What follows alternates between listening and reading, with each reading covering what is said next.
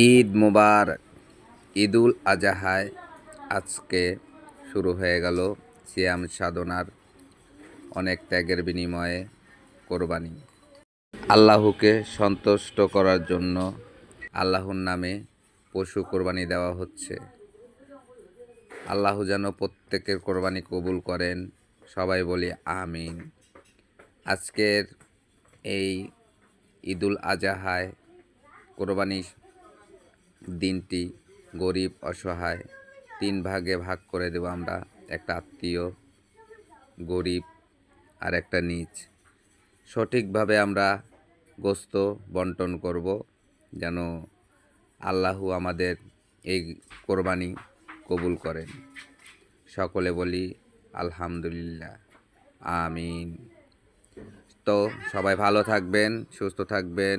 আল্লাহ হাফেজ।